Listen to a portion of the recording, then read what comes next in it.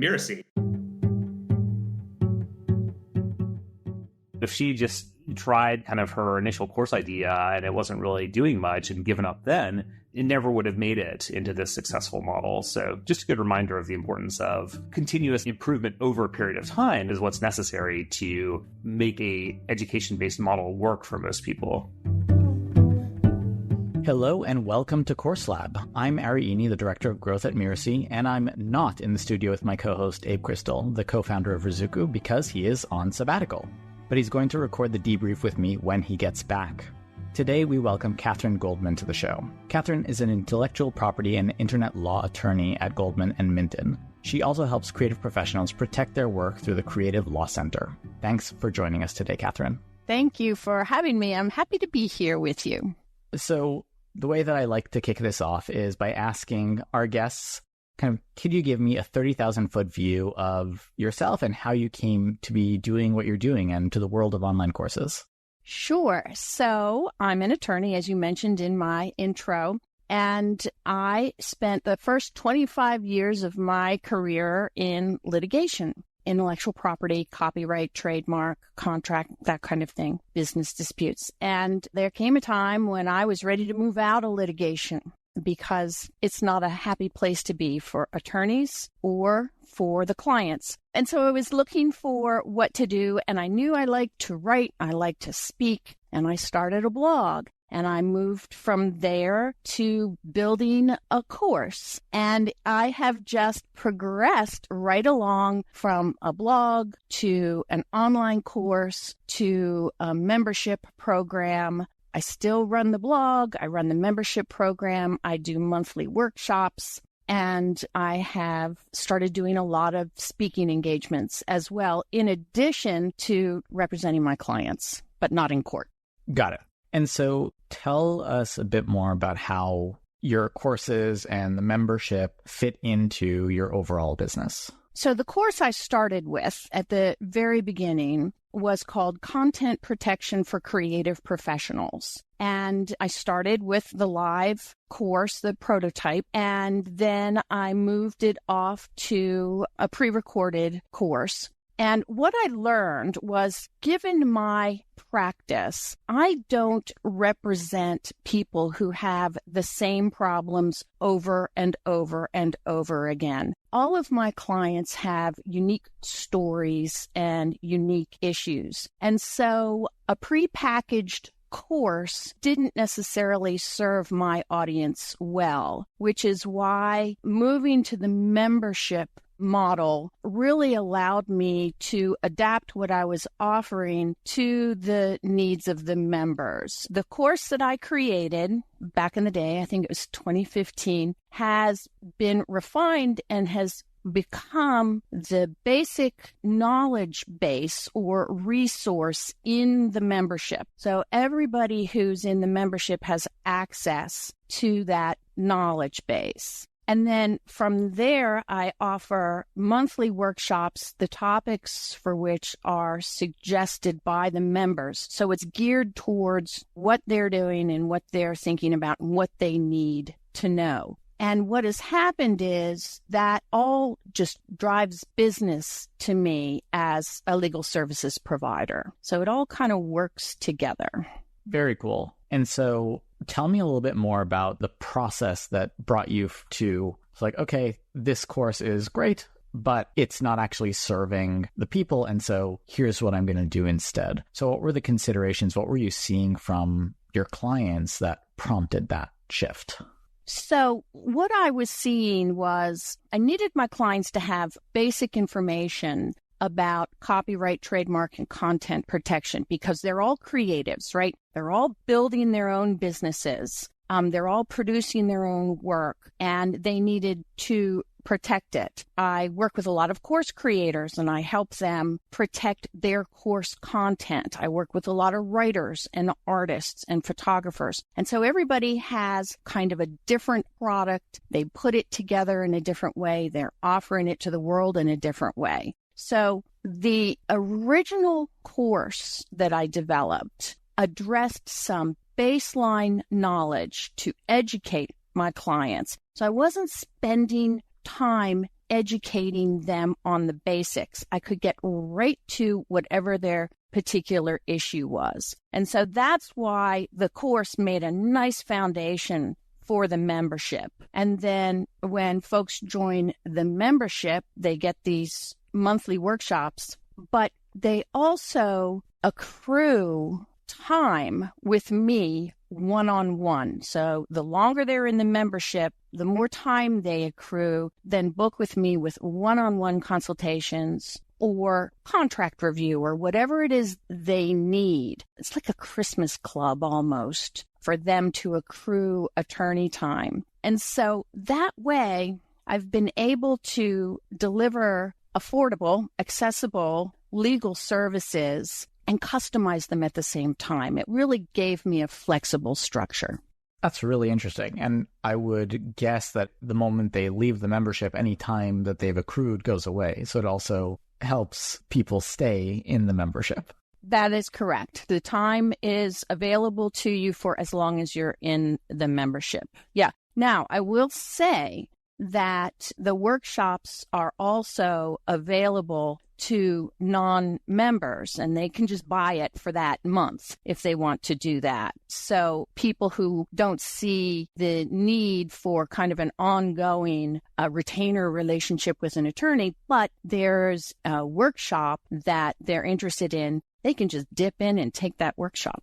Got it. You mentioned that the membership has become a source of clients for you. Was that the thinking behind it from day one? Was it a happy accident that you're now like, okay, I really want to continue this because it creates this pipeline for me? What was your process there? Well, it was always planned because the membership fees accrue to attorney time. There are always going to be clients, right? Right. So what has happened is the members have evolved to become my priority clients, right? They're the ones who they get first dibs on my schedule. They're the ones I will respond to the quickest. They're the people I know the best because we have a relationship over time and I see them every month. So it was always intended that the members would also be clients who would request legal services, but it's become a nice community. The relationships I have with the members are just lovely. I mean, they're the kind of people I want to work with. They're creatives. They're building something. I've been able to transition my legal practice to something that just makes it pleasant to go to work every day. That's awesome. So one quick kind of logistical question. How much are you charging for the membership now? So in order to join, it's $197 for the first 3 months. And then after that, it's $67 a month and you can cancel anytime. And it's the $67 monthly fee that accrues towards legal services. That's the price that we set when we started, and it has not gone up. That's amazing. And that is very affordable. That's great. That was the idea. I've been doing this for 3 years now. It's, 3+ now. So every workshop, which comes with downloadable resources, contract templates, everything goes into the members library. So when a new member comes in, and let's say I did publishing contract workshop last year with a form contract, they can jump in and snag that publishing contract, even though it was done last year. So the library just builds and builds and builds. You mentioned that people can just buy workshops without being part of the membership. How much are you charging for those? I charge $97 for a workshop. Okay, so it is very, very much obvious that it's more cost effective for people to just be a part of the membership. Yeah, I tell them, if you're going to take 2 workshops, just join the membership, right? And I do think it's an accessible price. I think it's affordable, and I think it makes a lot of sense. Absolutely. And so of the people who you have coming to the workshops, it sounds like the majority would be members. They're not these one-offs. Yeah, that's correct. That's exactly right. Most of the people who attend the workshops are members. And the members, like I said, they drive the topics. And however, the people who come in, the one-offs, are very active in the discussion. It's an informal workshop. I do a presentation, I go through the subject matter, and then it's Q&A. It's like 35, 40 minutes of presentation, and then it's 20 minutes of Q&A, or however long until we're done with the questions. And so when folks are choosing to take just a workshop, man, they have some serious questions, and they're very active and engaged in the Q&A. Very cool. It sounds like, again, an amazing deal. And so I'm assuming most people stick around. Yes, I have low attrition, a low churn rate, I guess. Now, that's not to say that a couple people have joined for the 3 months, gone in, scooped up all of the contracts and the templates and have left. And that's fine. And I will tell you that, some of them have come back and said, can you help me with this issue? At which point, they're just paying an hourly fee. Which I'm assuming, if I'm understanding correctly, so are the people who are accruing time the moment they go beyond the accrued time. That's correct. And for a number of the members who are building businesses, they've got trademark work that needs to be done. There's contract work that needs to be done. So there are some serious legal projects that need to be taken care of for them so they can build their business. And that's not a $67 project. Right. That's really interesting. And I really like this model for service-based businesses to keep people in the fold, participating, kind of involved, learning. And it seems like part of this is also they're learning what they don't know and what they actually need professional help to do. That, here are all these things that I wasn't aware were an issue that might come my way, but now I do know, and I'm not a lawyer. I can't deal with it. Hey, Kathryn, help. Right, exactly. And, for many of those things, the workshop, for instance, we did a workshop on privacy policies for websites and terms of use. Well, there's a template in the membership area in the library, along with the video workshop of how you can make this fit your website, right? And you don't really need a lawyer to do a privacy policy and a terms of use for a website. So here it is, right? Go ahead. Now, if you have a question about a certain piece of it, you have access to me. Shoot me an email and we'll get that question answered. Also, each workshop has its own separate Q&A, so those questions can be shared with other members. Very cool. And so if someone who is running a service-based business is looking to add courses, looking to kind of utilize courses in a similar fashion, courses or a membership, what were the things that you learned along the way that you wish you knew when you started? That's interesting. I keep learning new things every day. Being part of a group of entrepreneurs, you learn a lot of things, like what's the best method of doing online invoicing? What will work best for online calendaring and getting paid for your hour? Those kinds of things. What are the tips that you can get from other entrepreneurs who are doing these things? I will say, for breaking into the online world, you need help with your tech. I have a VA that helps me with setting up all the workshop spaces and doing the replays. You should have a bookkeeper and an accountant. You should not be doing those things yourself. And then just be a member of a group that is doing similar things so that you're constantly thinking and growing. Awesome. Okay. Anything else that you would like to share that you think would be useful to the course creators listening? Stick with it. Just be persistent. It takes time to build these things and to gain traction. And, in the first year, I just felt like I was knocking my head against the wall and I wasn't getting the traction and I wasn't getting the response that I want. Now I'm 3 years in. I've got this great library of resources. I'm getting booked for speaking engagements, which was like a nice little bonus. And I've had more than 260 people come through the Creative Law Center as members or workshop attendees. Just stick with it, build your community, and make sure you enjoy what you're doing. If you don't like it, find something else, right? Right. I mean, it's going to be very hard to stick with it if you're not enjoying it and you're not getting traction. Right. I mean, one of the big reasons that I made the change from litigation to transactional work is because I wanted to work with a certain kind of client. I wanted to work with creatives. I wanted to work with creatives who were also entrepreneurs. And it takes a while to turn your career. You have to just kind of just keep marching, keep doing it until you get to a place where you're really happy with what's going on. And that's where I am right now. Very cool.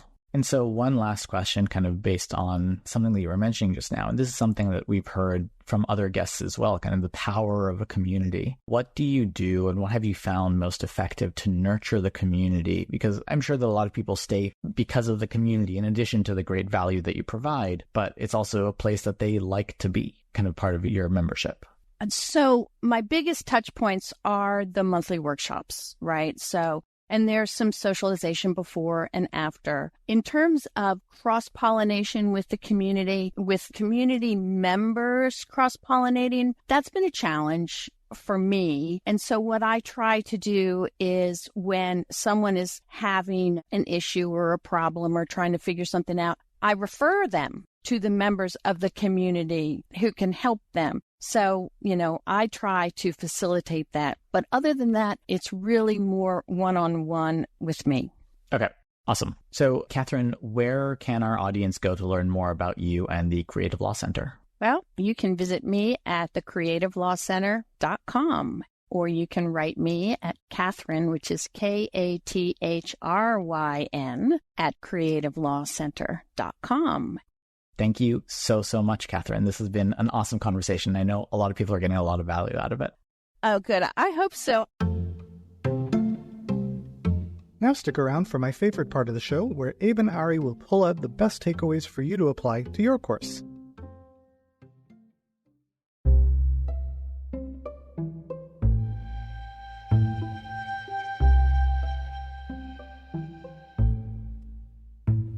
So, Ari, there was a lot here. What stood out to you in Kathryn's story? Well, there was a lot that really did jump out to me. I found it very, very interesting how she is using her membership essentially as a way to keep people engaged, but really as a pipeline to the rest of her services. And I find novel way of allowing people to accrue time with her, which is really interesting as a way to okay, it makes sense for me to use you as a lawyer because I already have this time with you. And so kind of it kicks things off for people. Yeah, it's very interesting and can eventually be applied to other service models. The larger lesson I took from that is the kind of framework of integrating professional services with your other offerings. So, and the even bigger picture of that is to avoid getting fixated on, I need to just build a course. And that's an idea we've talked about in several different contexts. But I think what her situation illustrates is that services are really the core of a lot of businesses that you might think of as education businesses. There definitely are people who can make a living just offering courses or just offering a membership, and we've interviewed some of them and given you takeaways, but they're kind of in the minority. A lot of people that really have a thriving, healthy business in this space that they're excited about, it's because they're the services core, and then courses, memberships, other offerings are complementing that and bringing people into that. So this, I think, was a really good reminder of how core services are to our work. Something else that jumped out to me is also just the way that Kathryn listened to what people needed in a way to further integrate how the course will work with her services, in that she turned her course into a membership. She listened to the people coming to her and kind of what they actually needed, and quickly found out that the course isn't the right format. And it all leads to this piece around supplying the services and having the services at the core of her business. What will support that best? Not a course, but a membership. Yeah, it all comes back to basics. Listen to your customers, keep digging into your customers' problems. Don't try to assume that every problem is a nail because you happen to have a hammer. The other thing that was interesting here is that the long-term perspective, she talked about the importance of sticking with it. She talked about how it really took 2 to 3 years to kind of develop and to ramp up this membership and services model. So from the first glimmer of an idea of I should have a course, right? And then moving into testing that idea and then trying to get more people into that and then evolving it into a membership and then having this service system, that took time, and it took time then to grow once the model was working. If she just tried kind of her initial course idea and it wasn't really doing much and given up then, it never would have made it into this successful model. So just a good reminder of the importance of continuous improvement over a period of time is what's necessary to make a education-based model work for most people. Absolutely. I 100% agree.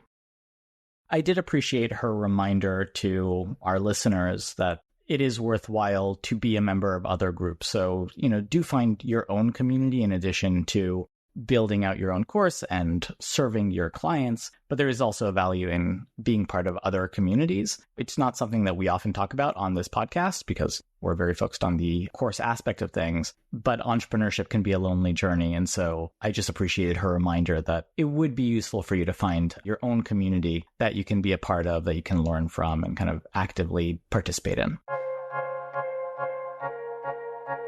Kathryn Goldman is an intellectual property and internet law attorney who helps creative professionals and entrepreneurs protect their work. You can learn more about her at creativelawcenter.com. That's creativelawcenter.com. Thank you for listening to Course Lab. I'm Abe Crystal, co-founder and CEO of Rizuku, here with my co-host Ari Ini.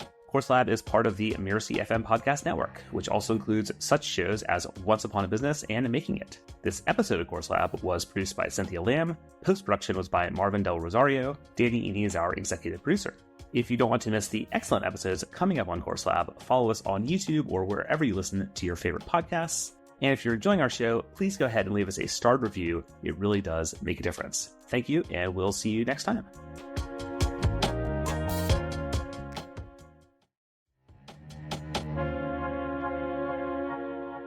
All right, Ari, who have we got coming for the next episode? It's really exciting, actually. We have Dorie Clark coming up. So Dorie is a Wall Street Journal best-selling author, among many, many other accomplishments. Should be really interesting to talk to her. Absolutely.